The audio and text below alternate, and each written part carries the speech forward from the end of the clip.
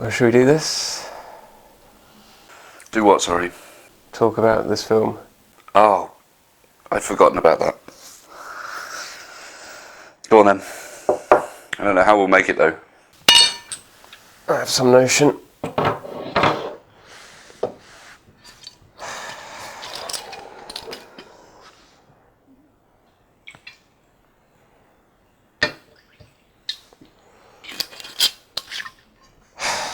With any luck, after this we'll just forget everything about it.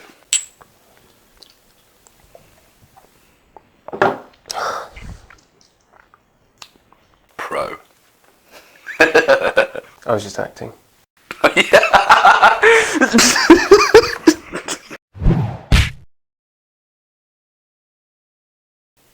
Hello, I'm Chris. And I'm Tom. And you're watching That Review Show. This week, we've been at the movies, and we went to see... Inside Out. So, Riley, how was the first day of school? Fine, I guess. Did you guys pick up on that? Sure did. Something's wrong. Signal the husband. Uh-oh, she's looking at us. What did she say? Oh, sorry, sir. No one was listening. Is it garbage night? We left the toilet seat up. What is it, woman? What? I'm joy. This is sadness. That's anger. What? This is disgust. And that's fear. We're Riley's emotions. So Tom, what is Inside Out about? I get to do the synopsis this week. No. Inside Out... Yeah, go on. Okay, it's a dual narrative. It tells the story of a young girl whose family move her to a new town and all of the emotional fallout of that for her internally. And of course the second half of the narrative is that as a sort of visual metaphor of characters in her brain portraying her emotions, going through the motions of her resolving that conflict. Well put, sir. Thanks! I thought about that one. Good. So, what did you think of Inside Out? I thought it was great. Like, really, really great. I enjoyed this film loads. You know, there were points where I had to look away from the screen so I didn't cry. I didn't tell you that, but that happened. So you can see that this film as a portrayal of a young girl's emotions is pretty effective. There you go. You know, long and short of it, it achieved what it set out to for me. Yeah, I thought it was very touching, it was very poignant without being sort of overly saccharine. I'm thinking, a film that I really like, but Toy Story 3, the end of that film makes me cry. Yeah, oh yeah. But it's, you know, the sort of the holding hands, it's very, not over the top, but it's played for emotion. It was cleverly manipulative of the audience. Yes. It was perfect. Really good. Whereas this was just very relatable. Yeah, and I think... I'm like you. I loved it. I thought it was a very clever film. I'll discuss my issues with it quickly, just because I'm always the one who seems to be a grumpy git about things. I felt there were a lot of kind of set pieces that did nothing but slow it down. There's one instance I'm thinking of in the middle. Essentially, joy and sadness. These characters who are the emotions within the girl kind of get ejected from the headquarters by accident. So then the girl is functioning with only disgust, anger and fear. Yeah. And it's sort of the story of joy and sadness trying to get back to headquarters. Yes. And they're both equally valuable. That's the message. That's the message, yeah. But there's obviously obstacles in their path, which is fine for this kind of, you know, it's an adventure film essentially. Yeah, it's an adventure film in her brain, yes. Yeah.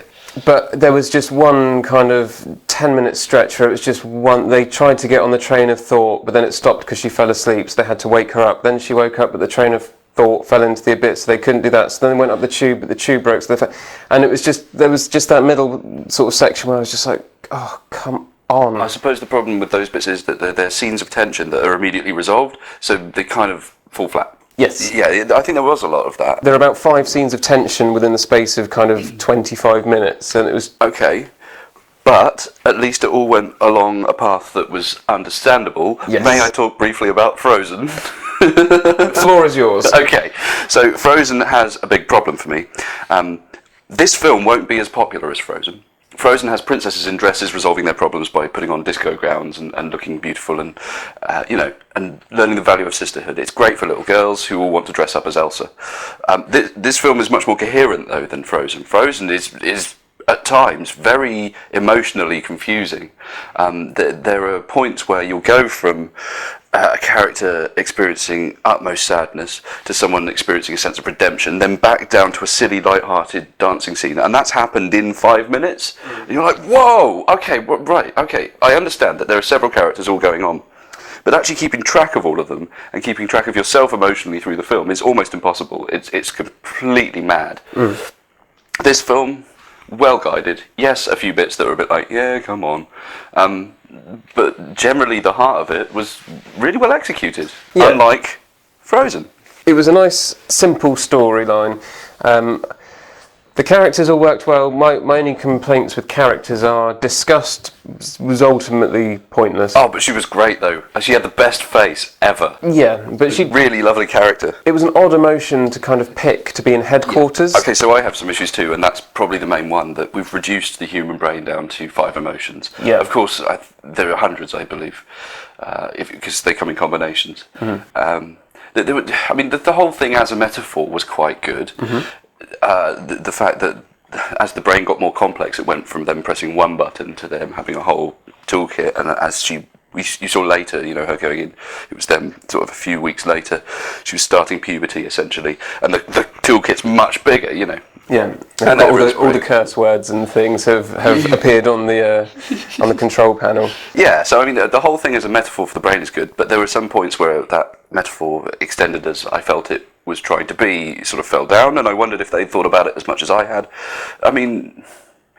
The core stuff is really good. It's all the sort of extra that perhaps maybe dropped it from perfection. It was still really good. Yeah. No, don't get... We're nitpicking. Yeah, make no mistake. We both really enjoyed this film. I think it's safe to speak for both of us when I say I loved this film. There were a few moments where I thought, you could have popped that little line in there, but then who am I to tell filmmakers what to do? Tell Disney how to write, yeah. The other thing about characters that annoyed me was, I know she's meant to be irritating, but I hated the sadness character.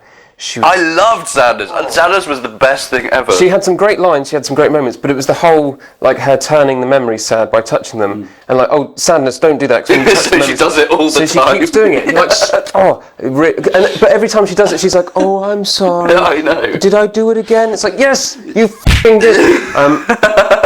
You can tell where you work. So that annoyed me.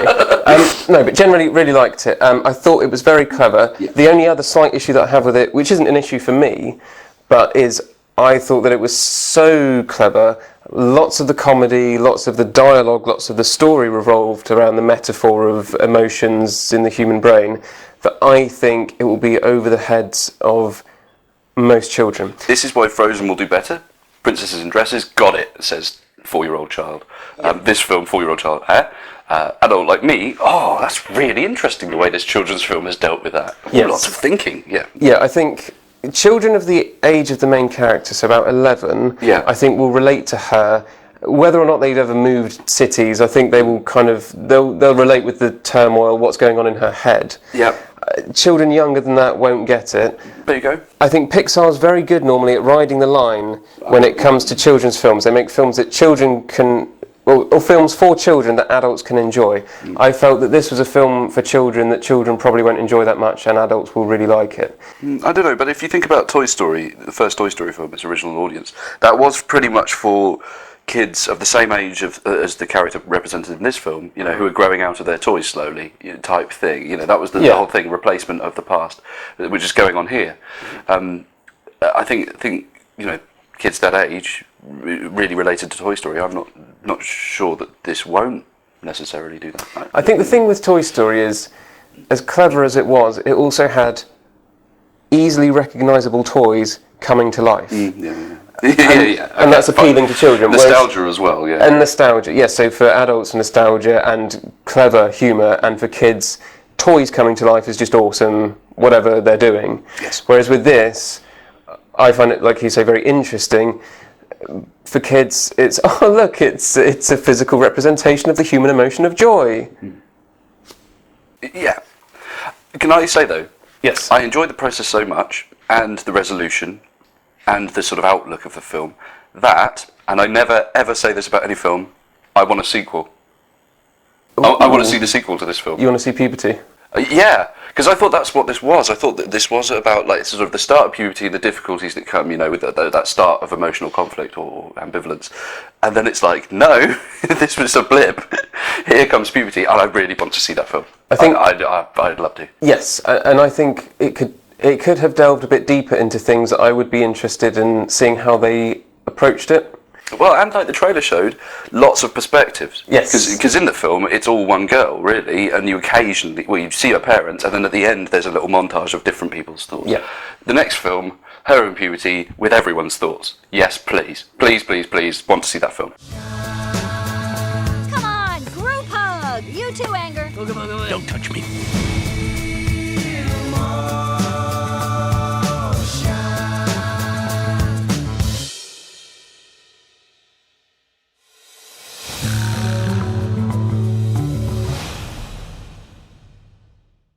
So, Tom, Yes. would you say that Inside Out is worth the ticket price? Yeah, because I think the target audience is more complicated than Frozen's target audience, which is little kids and parents can go to. This is, I think, kids and adults can go together. Yes, I recommend this very much. I would say, I would tend to agree, but I might suggest that if you take your 2 6-year-old children, you're wasting half the tickets because your 2 6-year-old children won't get They'll this. enjoy it, they just won't get it. See, I don't know. I don't know if there was that, like, watching Wreck-It Ralph, which I've not seen that. loads of people I know love. I laughed at a few video game references, because I'm a geek. However, I didn't find Wreck-It Ralph was particularly good for adults, apart from just nostalgia and references. But I could see how children would enjoy it, because it had a wacky kid character, and they raced around, and ha ha ha. This film, Yeah, I suppose. I don't see there being that many childish elements in it that 6-year-old children would just enjoy on their face value. Yeah, I suppose. I don't think kids are going to be like, I really want to be Sadness. Whereas actually, I loved Sadness so much, she made me laugh. The kids won't see this and be like, Mummy, can I get the train of thought toy? Yeah. But maybe I'm underestimating children, and they will, really appreciate this film. I think actually, I'm gonna revert. I'm gonna say yes, it's worth the ticket price. Definitely take your children, because if your children appreciate this film, then you know not to euthanize them.